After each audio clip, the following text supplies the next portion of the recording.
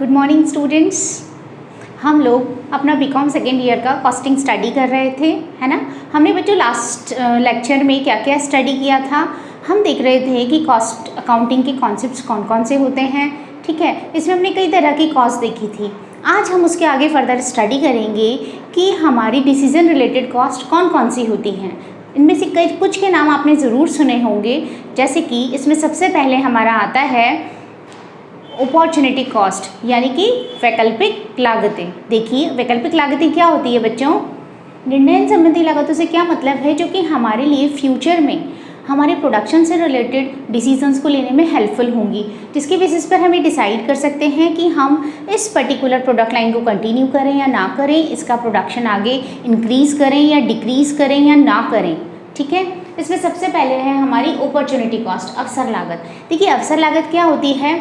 छोड़े गए या त्यागे गए अवसर की लागत, है ना, यानी कि cost of next best alternative. यानी कि सपोज़ कीजिए कि आपके पास एक ऑप्शन है, ठीक है। आप कहीं पर जॉब कर रहे थे, आप वहाँ पर 10,000 पर मंथ अर्न कर रहे थे। अब आपको एक अपॉर्चुनिटी मिलती है, ठीक है। आपके पास एक नया ऑफर आता है जिसमें कि वो आपको 15,000 पर मंथ पे कर रहा है, वर्किंग कंडीशंस भी अच्छी हैं, प्लस आपको परक्विजिट्स भी अच्छे दिए जा रहे हैं, कई सारे अनुलाभ आपको दिए जा रहे हैं। आप क्या करते हैं? आप उस 10,000 के ऑप्शन को छोड़कर 15,000 वाले को ऑप्ट कर लेते हैं। तो ऐसी सिचुएशन में हम क्या कहेंगे? जब आप नया जॉब ऑप्ट करते हैं, ठीक है, तो उस कंडीशन में हम क्या कहेंगे कि आपके इस पर्टिकुलर जॉब की अपॉर्चुनिटी कॉस्ट, अवसर लागत कितनी हो गई? 10,000।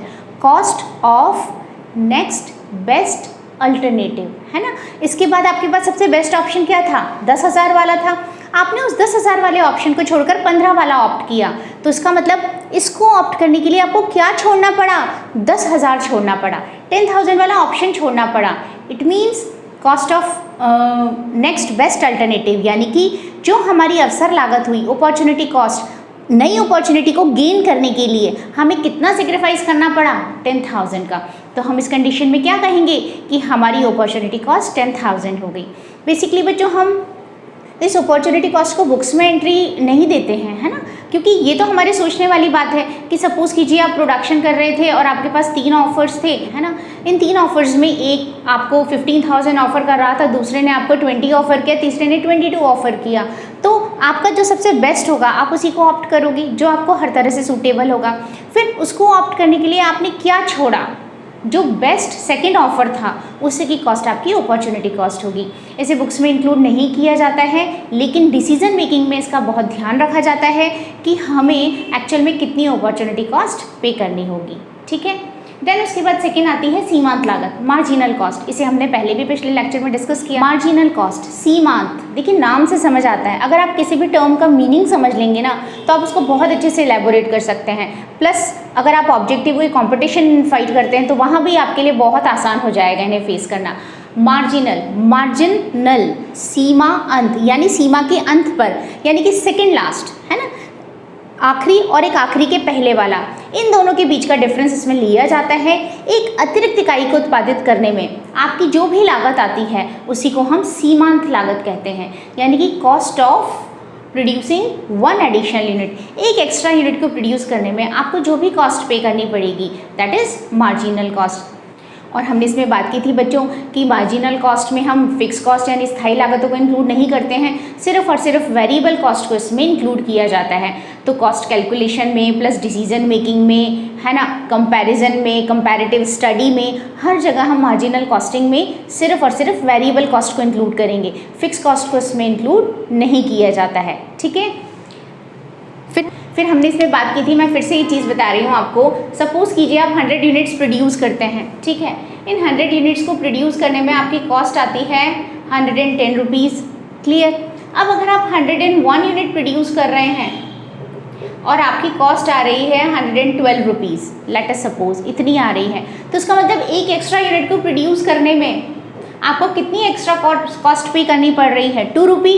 तो ये जो आपकी 2 रुपी होगी ये आपकी मार्जिनल कॉस्ट होगी, ठीक है। सपोज़ कीजिए, लेट अस सपोज आप 101 की जगह 102 यूनिट प्रोड्यूस करते हैं, ठीक है, और अब आपकी कॉस्ट बढ़कर हो जाती है 116 रुपीज़, है ना। तो अब आप यहाँ पर ध्यान से देखिए, 2 एक्स्ट्रा यूनिट को प्रोड्यूस करने के लिए मुझे 6 रुपी पे करना पड़ रहा है, तो 1 यूनिट के लिए मुझे कितना पे करना पड़ेगा, 3, है ना, 6/2 हो जाएगा। तो इस तरीके से आप एक एक्स्ट्रा यूनिट की कॉस्ट कैलकुलेट कर सकते हैं and this is marginal cost. फिर नेक्स्ट हमारी आती है संक कॉस्ट, डूबत लागतें।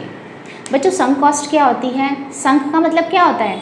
डूब जाना, अगर हम नॉर्मल इंग्लिश में भी देखें तो, और हिंदी में तो साफ ही लिखा है डूबत, यानी कि ऐसी लागतें अगर आपने कोई भी मशीनरी या कोई भी ऐसा पार्ट है, ठीक है, जो अब आपके लिए फर्दर यूज़ का नहीं रह गया है, तो उसमें आपने जो भी पैसा इन्वेस्ट किया है वो पैसा आपका डूब गया, है ना। आपको उस पैसे से, अब उस पैसे का कोई रिटर्न मिलने वाला है नहीं, क्योंकि वो या तो मशीन जो है आउटडेटेड हो गई है, या फिर उसका जो प्रोडक्शन है उसकी क्वालिटी ख़राब हो गई है, या फिर उससे जो प्रोडक्शन मैं कर रही हूँ उसे मुझे मार्केट से परचेस करना फार बेटर, बहुत सस्ता है। तो ऐसी कंडीशन में मैं क्या करूँगी, उस मशीनरी में या उस पर्टिकुलर प्रोजेक्ट में मेरी इन्वेस्टेड जो भी कॉस्ट होगी, जो भी पैसा मैंने उसमें लगाया है, उसे मैं डूबत ऋण या संक कॉस्ट कहूँगी। और ये जो संक कॉस्ट होती है ये मेरे नए डिसीजंस को, फ्यूचरिस्टिक डिसीजंस को ज़्यादा इफेक्ट नहीं करती है ना, क्योंकि उसमें तो जो पैसा लगना था वो लग ही चुका है। अब अगर सपोज़ कीजिए मुझे पुरानी मशीनरी की जगह एक नई मशीनरी खरीदनी है जो कि नई टेक्नोलॉजी के अकॉर्डिंग है, पर यूनिट कॉस्ट कम देती है, ठीक है, उसकी ऑपरेटिंग कॉस्टिंग भी कम है, प्लस टेक्नोलॉजिकल एडवांसमेंट भी बहुत ज़्यादा है, तो फिर ऐसी कंडीशन में मैं क्या करूँगी, इसमें मेरा जो पैसा पुराने में डूब गया, लेकिन मैं नई मशीनरी इजीली परचेस कर लूँगी। तो मेरे कहने का मतलब है कि जो संक कॉस्ट है वो बहुत ज़्यादा एक्सटेंट तक हमारे फ्यूचरिस्टिक डिसीजंस को इफेक्ट नहीं करती है ना। तो हमारे पुराने प्रोजेक्ट्स में जो भी पैसा लगा है, अब अगर वो काम का नहीं रहा, वो डूब गया, तो फिर उसे हम संक कॉस्ट कहते हैं, डूबत लागतें। फिर आती है कामबंदी लागतें, शट डाउन कॉस्ट, which बहुत इंपॉर्टेंट कॉस्ट है शट डाउन कॉस्ट, क्योंकि ये वो कॉस्ट होती है जहाँ पर आकर एक प्रोड्यूसर, एक मैन्युफैक्चरर या कोई भी एक प्रोडक्शन रिलेटेड डिसीज़न लेती है कि अगर हमें कंटिन्यूस लॉसेस हो रहे हैं, तो फिर इन कंटिन्यूस लॉसेस के सिचुएशन में कि हम टेम्परेरीली अपने प्रोडक्शन को बंद कर दें या इन लॉसेस के साथ भी हम उसे कंटिन्यू रखें, है ना। इसे डिटरमाइन करने के लिए हम शट डाउन कॉस्ट या कामबंदी लागतों को देखते हैं। कामबंदी लागतें वो होती हैं जो किसी भी प्रोडक्शन को बंद करने के बावजूद आपको पे करनी होंगी। यू हैव टू पे it even your production is stopped, है ना। आपने अपना प्रोडक्शन रोक दिया है, उसके बावजूद आपको ये कॉस्ट पे करनी पड़ेगी। नाम से समझ आ रहा है, काम बंद लागतें, काम बंदी, काम को बंद करने पर भी जो लागतें आएंगी। शट डाउन कॉस्ट, आपने शट डाउन कर दिया, उसके बावजूद आपको पे करना पड़ रहा है, that is shut down cost, ठीक है। तो शट डाउन कॉस्ट में क्या होगा बच्चों, जैसे कि सपोज़ कीजिए आप एक प्रोडक्शन कर रहे हैं। अब इस प्रोडक्शन में अगर आपने कोई भी मशीन्स लगाई हैं तो मशीन्स का डेप्रिसिएशन आपका आएगा ही आएगा, है ना। वो टाइम पीरियड के साथ साथ ऑब्सोलीट होंगी ही होंगी, ठीक है। आपने कोई भी वॉचमैन बैठा रखा है, उस वॉचमैन का पेमेंट आपको पे करना पड़ेगा, तो that is shut down cost, ठीक है। फिर हम बात करें अगर कि if loss on production is less than shut down cost then production should be continue. बच्चों हम ये देखते हैं कि अगर मैं ये प्रोडक्शन चालू रखती हूँ तो मुझे कितना लॉस हो रहा है, ठीक है। अगर मैं इसे बंद कर देती हूँ तो मेरी कितनी कॉस्ट आ रही है, शट डाउन कॉस्ट। अब ऑब्वियस सी बात है कि अगर सपोज़ कीजिए मैंने अपना काम बंद कर दिया, प्रोडक्शन बंद कर दिया, है ना, और मैं देखती हूँ बंद करने के बावजूद मेरे को प्रोडक्शन में जितना लॉस हो रहा था, सपोज़ कीजिए मैं प्रोड्यूस कर रही थी, मुझे एक यूनिट पर 10 रुपये का लॉस हो रहा था। अब मैंने जब प्रोडक्शन बंद कर दिया तो बंद करने के बाद भी मेरे को लगभग पर यूनिट पर मेरे को सपोज़ करो 12 रुपये का लॉस हो रहा है, 12 रुपये की लागत आ रही है। तो फिर इससे तो अच्छा है ना कि मैं बंद करने की जगह 10 रुपये के लॉस पर ही प्रोडक्शन कंटिन्यू करूँ। अगर मेरे पास कोई तीसरा ऑप्शन नहीं है, यही दो ऑप्शन है, तो फिर मेरे लिए 10 रुपये वाला लॉस ऑप्ट करना ज़्यादा अच्छा है। तो वही चीज़ मैंने यहाँ पर लिखी है, अगर आपका उत्पादन पर जो हानि है, लॉस ऑन प्रोडक्शन है, वो इस शटडाउन कॉस्ट से कम है, तो उस कंडीशन में आप अपना उत्पादन चालू रखिए। लेकिन अगर ये सिचुएशन आ जाती है कि मुझे उसको बंद कर देने पर लॉसेस में कमी आ रही है, मेरी शटडाउन कॉस्ट कम आ रही है, तो फिर मेरे लिए उसको बंद कर देना ज़्यादा सही है ना। अब इसमें एक बात और मैं कहूँगी आपसे कि लॉस ऑन प्रोडक्शन से क्या मतलब है। प्रोडक्शन पे आपको जो भी लॉस हो रहा है और शटडाउन कॉस्ट, इसमें बच्चों फिक्स्ड कॉस्ट मैटर करती है। देखिए मैंने आपसे बात की थी, अगर आप प्रोडक्शन करते हैं किसी भी चीज़ का, तो ये ऑब्वियस सी बात है कि वेरिएबल कॉस्ट प्रोडक्शन के साथ साथ इंक्रीज़ होती चली जाती है, और जब आपने प्रोडक्शन बंद किया तो वेरिएबल कॉस्ट 0 हो जाती है, लेकिन फिक्स कॉस्ट एग्जिस्ट करती है। तो अगर मैं सिंपल से शब्दों में कहूँ क्या कि अगर मैं अपनी फिक्स कॉस्ट की रिकवरी नहीं कर पा रही हूँ प्रोडक्शन के थ्रू, तो फिर मुझे अपना प्रोडक्शन बंद कर देना चाहिए। लेकिन अगर मैं अपनी फिक्स कॉस्ट का कुछ पार्ट भी रिकवर कर पा रही हूँ, तो फिर मुझे अपना प्रोडक्शन चालू रखना चाहिए, ठीक है। इकोनॉमिक्स में आप बेसिकली ये चीज़ पढ़ते हैं, इकोनॉमिक्स में आपने फर्स्ट ईयर में स्टडी भी किया है इस चीज़ को।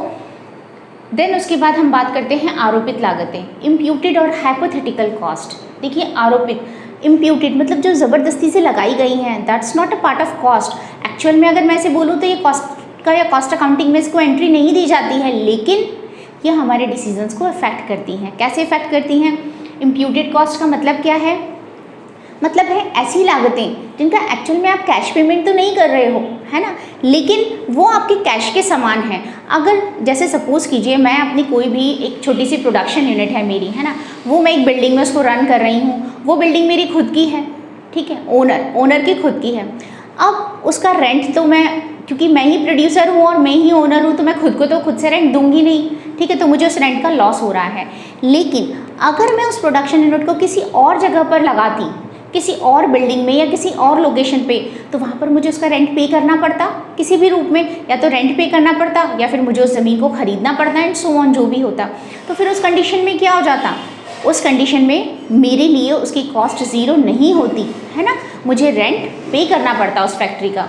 तो ऐसी कंडीशन में हम यहाँ पर क्या मान लेते हैं कि अगर आपकी खुद की कोई बिल्डिंग है, आप उसमें खुद ही अपना बिजनेस रन कर रहे हैं, तो वास्तव में तो उसका रेंट दिया जाना चाहिए, ये कॉस्ट का हिस्सा होता है, इसे माना जाना चाहिए। हालांकि ओनर खुद को कुछ पे नहीं करता, इसलिए हम उसे कॉस्ट बुक्स में एंट्री नहीं करते, लेकिन जब हम प्रोडक्शन करते हैं या प्रोडक्शन से रिलेटेड डिसीजंस लेते हैं तो उसमें इनको इंक्लूड किया जाता है। डिसीजंस में इनका ध्यान रखा जाता है कि हमारी इम्प्यूटेड कॉस्ट कितनी होगी।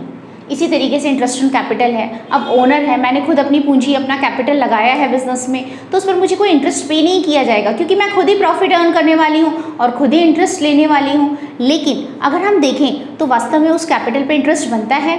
अगर मैं इसे कहीं से बाहर से लेती, बोरो करती या लोन की फॉर्म में लेती, तो मुझे इस पर इंटरेस्ट पे करना पड़ता। तो इसका मतलब है कि इंटरेस्ट ऑन लोन भी एक तरह की कॉस्ट हो गई।